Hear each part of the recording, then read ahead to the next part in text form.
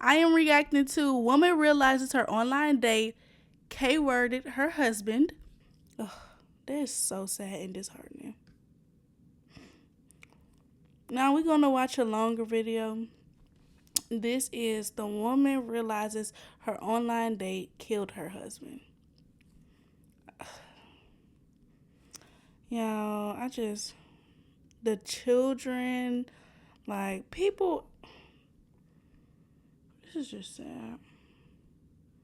And this one not about a child, but to take somebody else's life, it takes an evil, evil person.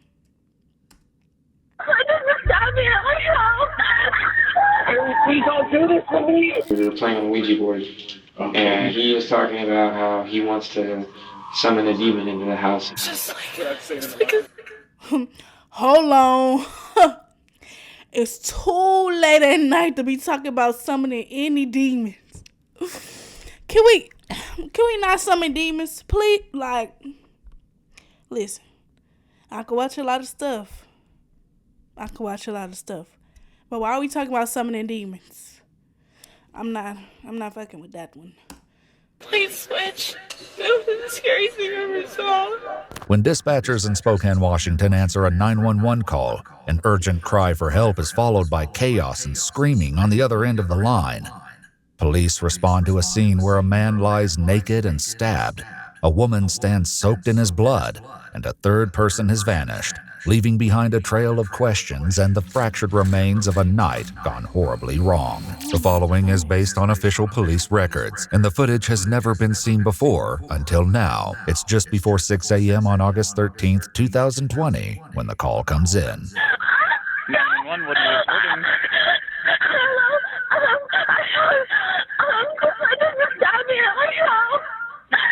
What, ma'am? I barely hear you. What's going on there? Please don't do this to me. Ma'am, what is the location? Don't do this to you. Oh my God.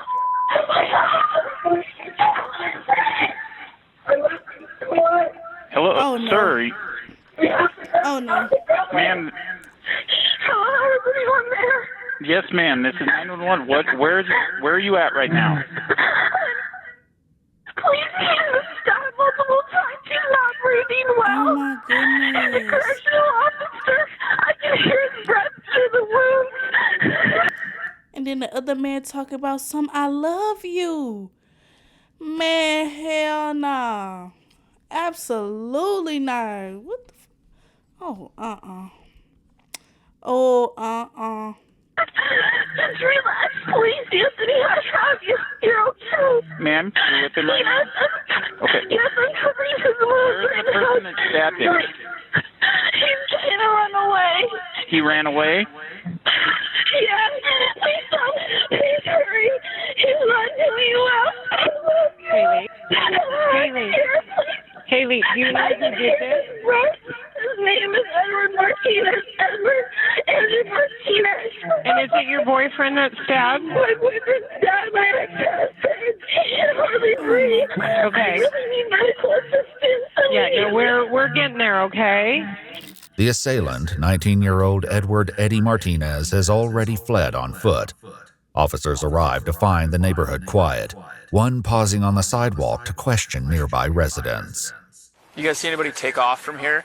You guys see anybody run away from here?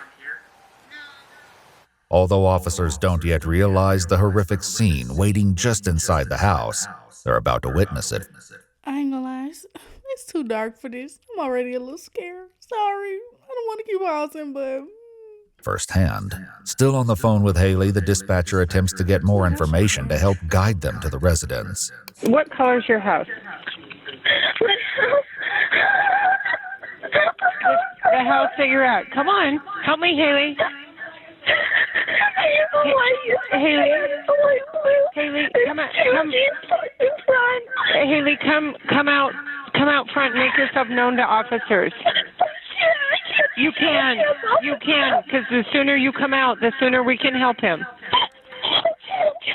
Okay, come out front. Just take me to the cell. I'll be right back. I'll be right back. Come on out. Who else is in here? Make my dog sleep. Who else is in here? Where's our victim at? Dog's friendly? Hi, dog. Hi, puppy. No, it's okay. Where's he at? The dogs can feel the energy. Like, He's in here. That's him. Keep that door open. Get that door open so partners can come in. Spokane police. Spokane police. Anybody else need your man? Yes. Yeah, we need med supplies now. 25-year-old Anthony lies nude on the bedroom floor, drenched in blood and barely clinging to life. Oh, we need chest seals, bro. In the back! Medics in now, please. He's still alive, but... Hey, partner, Spokane police. I got a faint pulse still, but... Got it? Now, 30s. Several. Paramedics rush to Anthony's aid, but with little room to work, they quickly ready a gurney to move him outside. Meanwhile, an officer attempts to get critical information from Haley about the missing suspect. Okay, quickly. I know this is traumatic, and I'm gonna have a bunch of questions. Yes, all right? okay. We got to start with the very basic. He's not from here. He doesn't know the area very well. His name is Edward Andrew Martinez. He's Okay. from Sacramento, California. Okay. Where was he last seen? He was begging me to come out with him. I was in the bedroom holding him. Come out where? He begged me to take him somewhere. He didn't grab Okay. the cars. He begged me to drive him somewhere. Where did he go? I don't know. The only place he knows is J&K Liquor Up. Last time you saw him, what was he wearing? He was wearing blue denim shorts, and he was wearing dark blue loafers, and he was wearing a t-shirt. I don't remember what color? it was. You don't remember? No, I only saw his bottom half. I wanted him to get out. Paramedics attempt to control Anthony's bleeding, but with countless stab wounds ravaging his body, their efforts are quickly overwhelmed. Where's he stabbed at? Everywhere. Upper torso, a couple on the back. Do we have one more sticker? Because what you mean multiple stab wounds? And I think all of it is crazy. But okay, I took a forensics class, and when they explained like the layers of skin, imagine having to stab through all of the layers of skin and then multiple times. Like, that is so crazy. Like, oh my goodness, people. I would never be this in love. This not even love. This is insanity. Nothing is love about this. Got an uncovered stab wound upper right. Yeah. You want to start compression? Yeah. Yeah, we're gonna start cooking. We're going to work in here. We're just going to go. That's it. Let's go. Do you need another sticker? Or does it matter at this point? If you have one, Yeah, hell yeah. Leaking big time.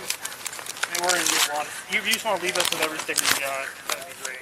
The officer continues pressing Haley for details about the suspect, and soon learns the three share a far more tangled relationship than he could have ever imagined. How do you know him? We met online a few weeks ago.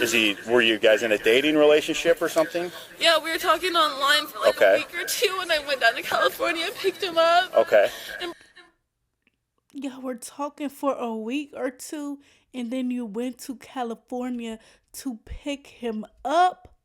Brought him down here. So has he been living here? Yes, he's been living here for about 2 months. The male who's been injured, He's my ex-husband. does he live here as well? Yes. Okay. Did those two get into it over something? I'm sorry to disclose so much, but we were all like messing around in the bedroom. And Okay. he just... What? Just prior to this? And he just snapped. And he was all into it. And I don't know why. Was everybody drinking today? Yeah. Okay. So you guys were all messing around in the bedroom. What precipitated the stabbing? I think that he couldn't get there, or he couldn't get hard, and I think that he was just intimidated or something. By your ex? So that's why he's nude? Okay. How did the stabbing occur? We were just messing around on the bed, and he said it was okay. And the next thing I know, Said what was okay? Edward said it was okay that we were messing around. Okay. And then he started stabbing Anthony in the back, and Anthony said, "Ow, stop." And, okay, so, let me get this right. Y'all met, and then, the span of a week of y'all meeting, What are you doing? you go to California, where I don't know where she at, but California. You go to California to get this man. And then you bring him back, and this man and your ex-husband are all having a 3. Why? First of all, that's my very first question. Why? And I just jumped off the bed. He just kept going out and answering around the bedroom trying to get away. Okay. He just kept stabbing him. Okay, so he was trying to flee while they were in there. Are you injured? No, I'm not. I told him I was, so he'd leave. The officer escorts Haley to his cruiser where she can stay warm, given that all she's wearing is a blood-soaked robe.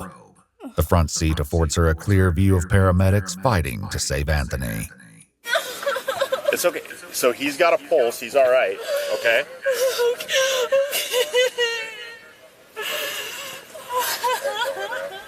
Haley, I need you to listen to me, all right? We need to think real hard where he would have gone. He really doesn't know anything down here. We go to the dispensary, or we go to the... Does he have any friends here? No. Okay. He's literally got no one here. Oh, God! Haley, look at me, okay? Haley, don't look over there.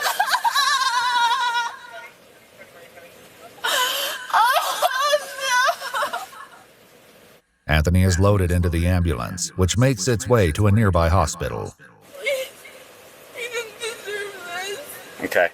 If I would have known he was in any danger, I wouldn't let any of this happen. No, I understand. If I would have known he was in any danger, I wouldn't let any of this happen. No, I understand. Officers secure the house with police tape and begin searching the vehicles in the driveway in case Eddie may have hidden inside. During their search, they discover a uniform, which Haley clarifies belongs to Anthony, who works as a correctional officer. Afterward, the officers share grim remarks about the severity of Anthony's injuries. There was a lot of singer sewing machines. I was looking at his front. He was stabbed here, Chin sliced open. chest, stomach, and then rolled him over. Like it looked And he had like he just 4 more on his back. I'd say he's upwards of 20-ish stab wounds. Well, they were in the middle of having intercourse, and so they were all kind of intermingled with that. The suspect started stabbing the victim in the back, and then they started running around, suspect chasing, and then it was, yeah. As they continue, one officer shares the reason for their delayed entry into the house. When Macbeth and I pulled up, we're looking around, like there's no screaming, there's no sound, anything going on. That sounded kind of weird. You guys like, and I was like, are we sure it's... And then she finally came out, and I was like, yeah, we're at the right house. Was he conscious? The victim? I wouldn't say conscious, but he was taking some gasping breaths, and he would move every once in a while. That's called agonal breathing. That's not good. The pulse was down to like low 40s when they picked him up and carried him out on the... That's pretty. There was some of that, like, thick gelatinous. Well, but, yeah. He had bubbles come out of his armpit. Yeah, that's bad. I've never seen so many chest seals on one person. Haley provides officers with a photo of Eddie to help them as they organize a search. Still, her greatest concern is for Anthony, fearing that any hope of saving him is already gone. Well, I'm not trying to give you false hope, but I'll tell you too, if he was expired, that ambulance would have never left this location. So he was... If he was expired, I get what he's trying to do, but I think it's different. It's a different word we could use, right? He was alive when he left here.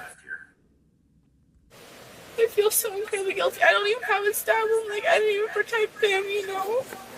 That's what sounds like it happened really fast. Did I? Okay. I didn't even know. A K-9 tracker and drone operator work together to scour the neighborhood, hoping that Eddie may still be somewhere nearby, but there's no trace of him until 7:13 a.m. when Sacramento dispatchers contact Spokane police. Crime check, what are you reporting? Hi, my name's Katie. I'm a dispatcher with Sacramento Police Dispatch. I've got a caller on the other line whose son called them from Spokane, Washington, saying he was running for his life. Is this the correct phone number? He's in Spokane, yeah. Yeah, okay, let me bring her on. Okay, ma'am, you're connected with Spokane Police. Go ahead. How long ago did your son call you? At 7:08. So about 5-7 minutes ago. And he said he was running for his life. Did he say where he was at? That's what he told us, and he said he's at the 1500 block of Wesley Avenue there in Spokane, Washington. I would just be so disgusted and disappointed with my son. Like, I'm reporting you to the police. I'm sorry. Well, I'm not sorry. I'm not sorry. There's a park near there, and he was walking in there, running in an alley, and saw some stranger and asked if he could use the phone. Okay. Their phone. Any reason why he didn't call 911 himself? Yeah. What's his first name? His first name is Edward. Edward? Let me see if we've got any calls from an Edward. 1 second. No, it doesn't look like it. It seems odd that he wouldn't call 911 and just call family in another state. Did he say exactly what was going on? Oh, she don't know. He just said that he was running for his life. Following the tip on his location, Eddie was quickly found and arrested without incident, which was relayed over the radio to the Canine Search Unit. Yo! Sweet. Attaboy. Surprised that went peacefully. Well, thanks, Mom, for calling. Right? Yeah. Heck yeah. Eddie is taken to the police station for an interrogation, where detectives will soon try to unravel how a seemingly consensual encounter erupted into a violent bloodbath. As he waits for the interview to begin, his unsettled voice fills the empty room.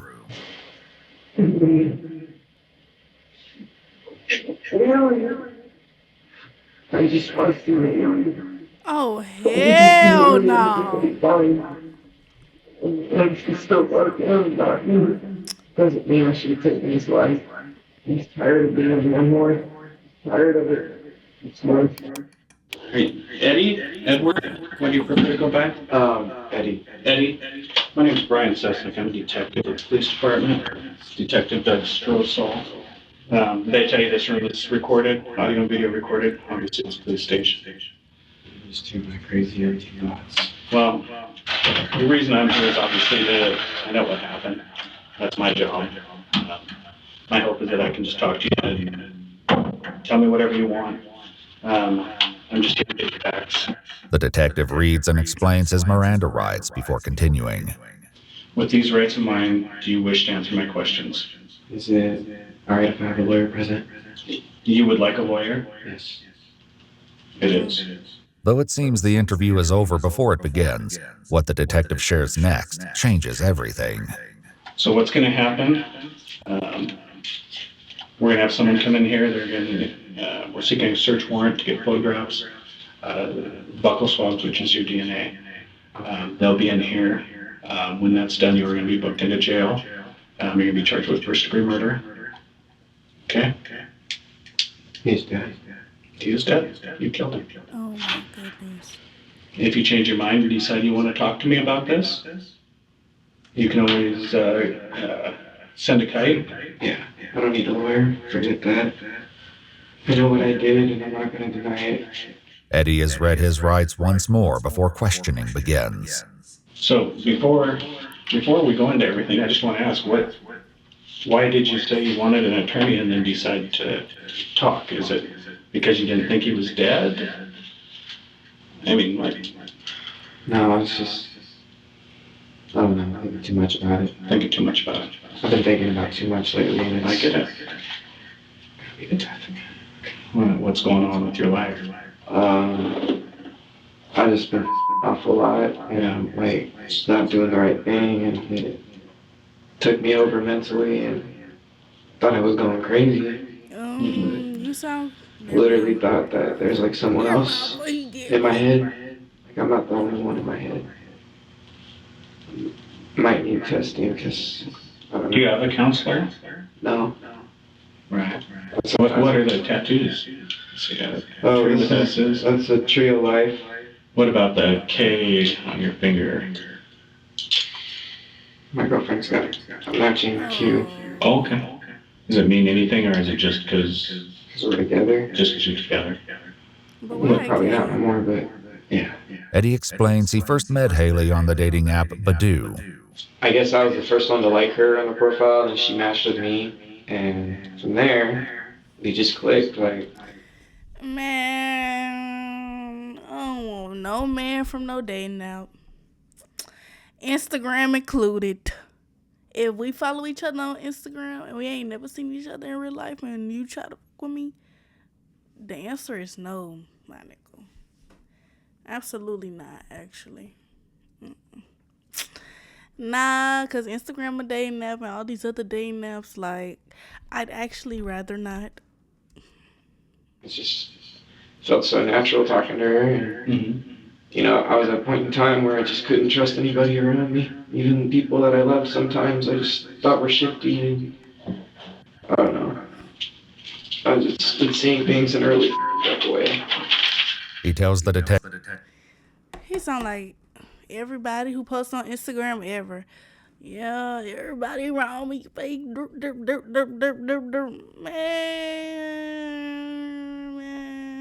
Do something what you like, man. Well, he can't now, but that Haley lived with him temporarily in Sacramento before deciding to return home to Spokane. I wasn't gonna stop her. I just went with her, and a lot changed after that. Like I like literally just cut everybody off for my new life. Sure. What all did you know about her at that point? no such thing as a new life. You like and I mean it is such things as a new life, but if you allow it to follow you, it will. Trust and believe that. Well, I knew her situation. She was still living with her husband, who she's claims to be divorced with. Although Haley described Anthony as her ex-husband, their divorce wasn't yet finalized at the time of the incident. And her husband. At first was okay with the idea of it because I didn't think any. She told me, you know, he's not going to be on no weird. He's not gonna do the things that he did do and did drive me off the edge. So how was the living situation? Are we blaming the victim? What's going on here? In the house. It was fine, you know, for a while it just functioned, everything just worked, and there were moments where I would find text messages between them of things I didn't want to see, and that, you know, I kept telling her about it, I keep telling her, and she keeps ignoring it, you know. After news of Anthony's murder broke to his family, some were quick to point blame at Haley. I'm curious if have they arrested his wife, Anthony's wife? If not, y'all need to put her in cuffs. Okay. All right. And so, for what reason? Apparently, what they said on page 2 on their website said that the two men live together. All right. Anthony's married. Okay. That the suspect is his wife's boyfriend. I just think that she needs to be looked at pretty seriously. This girl has created this situation. This person who stabbed my nephew, she is just as responsible for this as he is. But isn't without like in consideration that I'm only like a couple minutes in to this 30-minute video. I don't know, some people be going for that. Shit, they was going for that. Like, why we blaming her though? Like, I'm not laughing at all. But like, how are you? But I understand like grieving families just blame everybody. Cause I know I would too, but oh my goodness, like. Investigators have learned things among the three seemed cordial until last night, when, according to Eddie, everything shifted after they began partying and playing an unusual game. We started taking shots of gin. How many shots did y'all take? I mean, did you polish off a bottle or just take a couple? We had like 4 shots each. Okay. It was like one of the bigger XOJanelleee gin bottles, and we just took that. We also took a couple of dabs.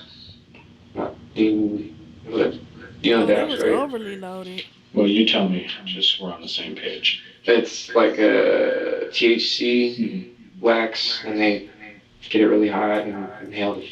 Yeah. Okay. And so y'all were sitting around doing that. How were things going at first? At first we were playing, it was pretty weird. We were playing on a Ouija board. Playing on a Ouija board? Yeah. I don't trust nobody in this situation. Because why the hell were y'all playing with a Ouija board?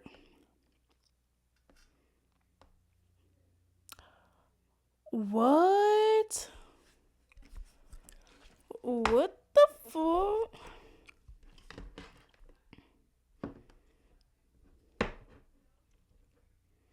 Oh, this line finna be long as hell.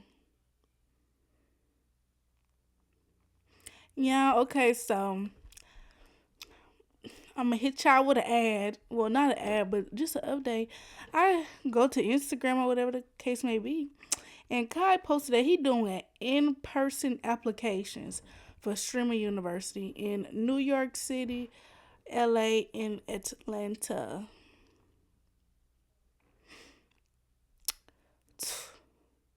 This low-key not fair. Like, this is low-key not fair.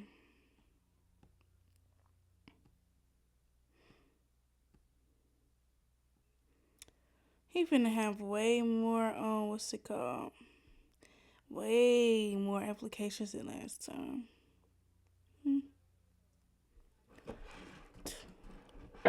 And Anthony was talking about how he wants to summon a demon into the house, even though he thinks the house is full of good spirits, and summoned a named Zozo or whatever. He was like begging for Zozo to come and like, be there, and the thing moved to where he wasn't going to be there. Like, they said no.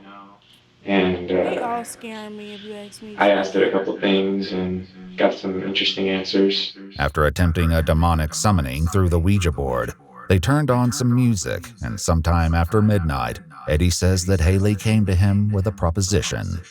Haley comes on to me, wants me to have sex with her, right in front of him, and he's sitting like right there, like on the corner, at that distance from the bed. And so, whose room are you in now? We're in ours, and he's just in there.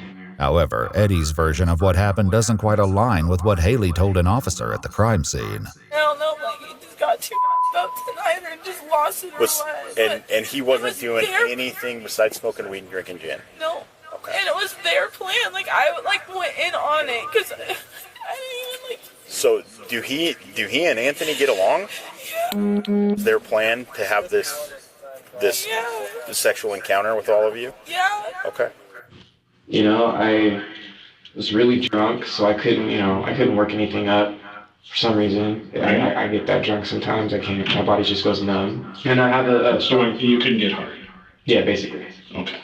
So what happens next? She starts trying to get me somewhere. It's not working. I don't know. We start messing around, and then Anthony starts coming up, rubbing mine and her feet, and just, I don't know, like, it made me feel uncomfortable, but I was already uncomfortable, so it just like added to it, and I don't know, I started feeling a deep anger inside of me, just building, and like after a while, I literally took a step in the bathroom, light wasn't on, and all I can think in my head, as soon as I walk in that bathroom,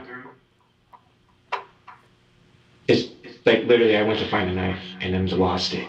Eddie then left the bathroom and retrieved a small folding knife from the living room. And he just saying it like it's normal, like, yeah, I just went and found a knife and I lost it.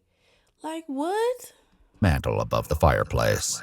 And then obviously you went back to the bedroom. Right. And did you say anything to them? No.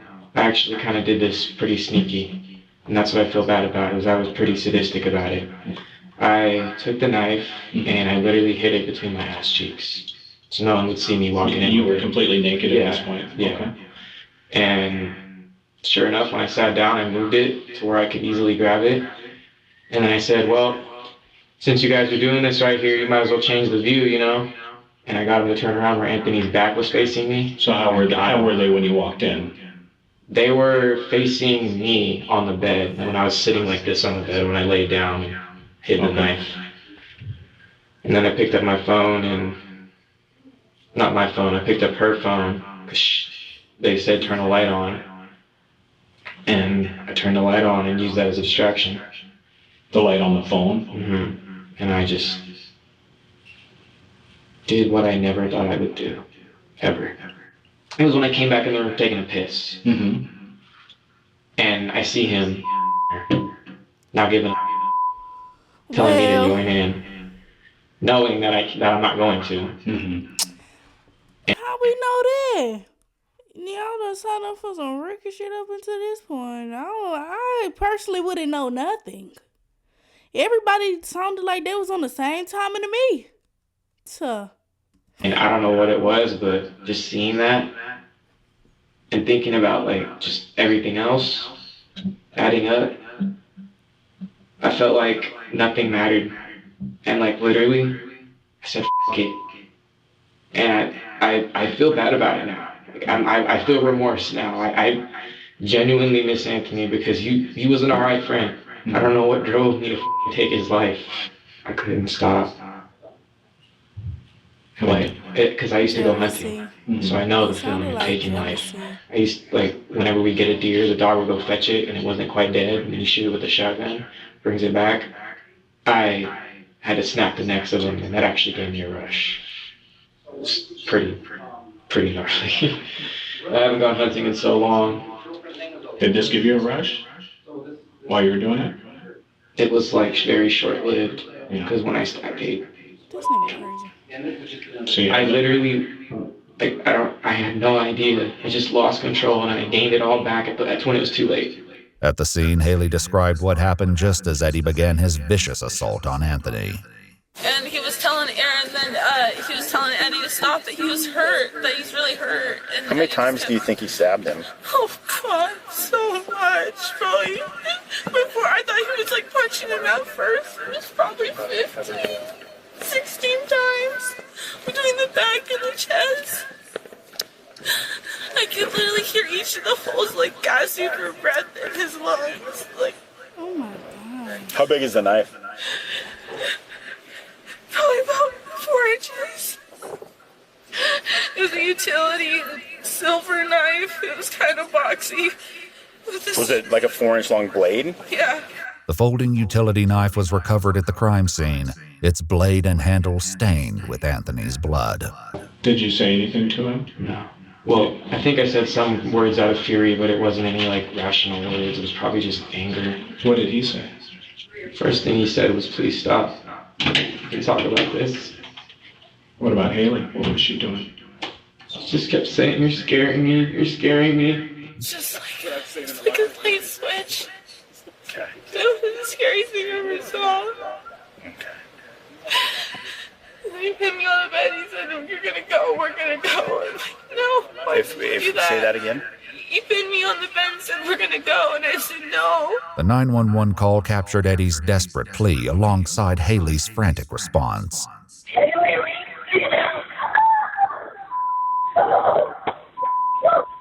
So he tried to force you to go? Was he holding you at knife point? No, he threw it on the bed. He didn't have the knife.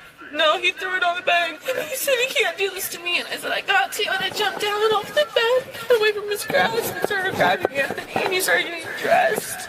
You gotta get me out of here, you gotta hide me. Like, I'm not gonna hide you, I gotta make sure it's okay. You remember what you said to her?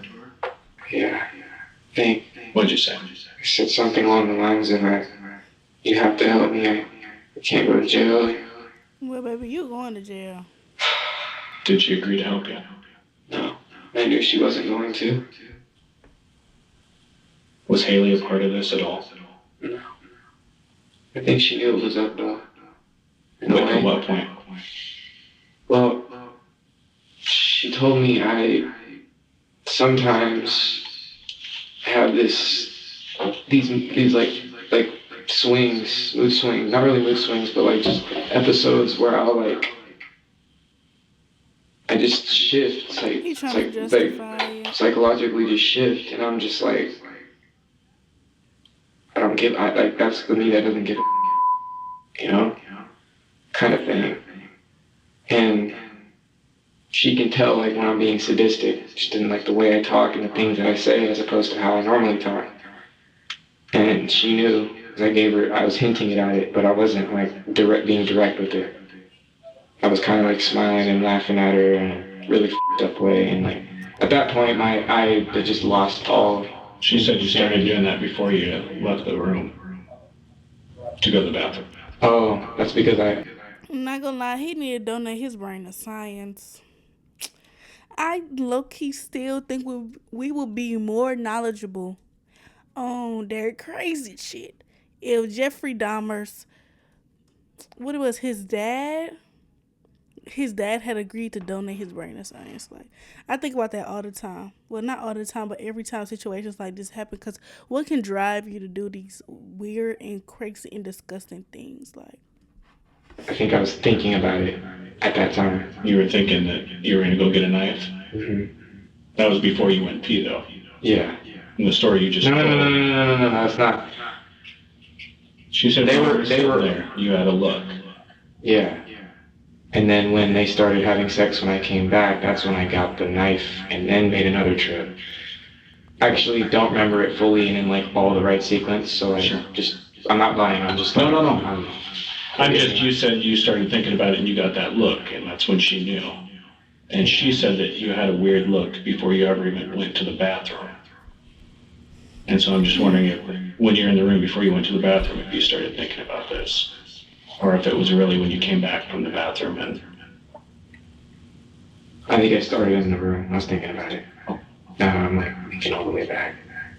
Like the premeditation started right there in the room. Before you even went to the bathroom? Right. As the detective digs for any prior history of violence, Eddie suddenly drops an unexpected bombshell about Haley. Anything physical between you and him ever before this? No fighting at all? Mm-hmm. He never... How was you and Haley's relationship? Because obviously, I can only imagine the stress that would put on. Well, our relationship was pretty rocky for a while. Like, not too rocky, like we genuinely love each other. At least I feel like. Mm-hmm. Even if whatever happens, you know, I honestly feel like we have a kid on the way. You do? She's pregnant? I did not know that. Was she pregnant? So what do you want me to tell Haley?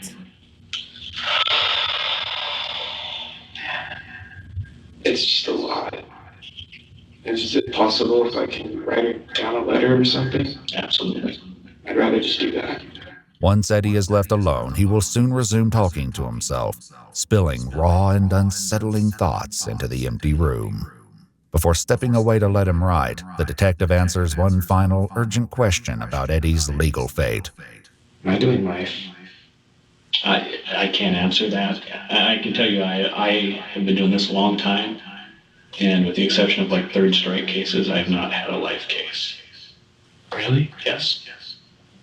I literally thought like if you kill someone, you do life. Like I thought it was that serious. You would think so, but no. It's not how our criminal justice system works. So. After assuring Eddie that Haley will receive his letter, the detective leaves him alone to write. As he begins, he breaks down, consumed by the lasting consequences of his actions. I'm not gonna see you for a while. I'm supposed to be a dad. I'm supposed... I'll never love you. I really hope I'm out of here in 9 months. I don't want the same thing I had to go through. Why did I follow my dad's footsteps? Finished with his letter, someone returns to collect the pen. Once again left with only his thoughts, Eddie considers his plans for the future and reflects on a horrifying night that will haunt him forever. I do the time I get out. I try to go back for her. Her system's weird now. I can actually get out of this very easily. I'm crying most of my fluids out. I gotta stop crying. Got a hot cell, nothing. Just play it smooth all the way through. Eventually, final. Yeah, I killed a man. Stabbed him 8 times. He was raping my girlfriend. He got her drunk so he could rape her. Oh, he trying to cope. To me, too. Thinking I was just gonna let it happen. He trying to cope. You know, that's just me trying to justify it, though. Oops. I know what I did was wrong. You know, I have blood on my hands. Like, literally. But, at least in my own head, I know what I felt like I did what was right. It's just, I can't bring myself to think that was right. I could beat his ass. What I should have done. So it even have been a situation if I would beat the out of him. What the Why did you push yourself so far? You bottle up all your shit. It wasn't worth it. It didn't have to stab him. He's sick. I wonder if I could find out more about this law system. Try to get out early on good behavior or something. So I'll do whatever it takes. Mind you, he not even really thinking about the life that he took and how it's going to affect that person's family. He thinking about this girl and getting out to see her again. Like, I don't trust no man like that. Y'all could keep them. Mm-mm. I just need to get back home to my lady and my child. That's all I want. I'm coming back home to you, baby. I'm coming back home. Yeah, he thought it was good vibes I was sending out, but really, he took my vibes and killed them. And then I did the same. 25-year-old Anthony Brine suffered from a total of 20 separate stab wounds, including 14 to the chest and abdomen, 5 to the back, and 1 to the right arm. After investigators executed a search warrant to collect photographs, DNA, and his clothing, 19-year-old Edward Eddie Martinez was taken to jail. He was formally charged with first-degree premeditated murder and, following a trial in April 2023, was found guilty and sentenced to 27 years in prison. Although he filed an appeal in February 2025, the Court of Appeals upheld both his conviction and his sentence. If you'd like to see select new videos early and help us keep uncovering case files that rarely come to light, you'll find extra footage and unseen details on our Patreon. Channel memberships here on YouTube also include early access to select new videos. Wow, that was insane. I can't trust nobody who cool with doing Ouija stuff, Ouija, however you say it. I don't trust nobody in that regard.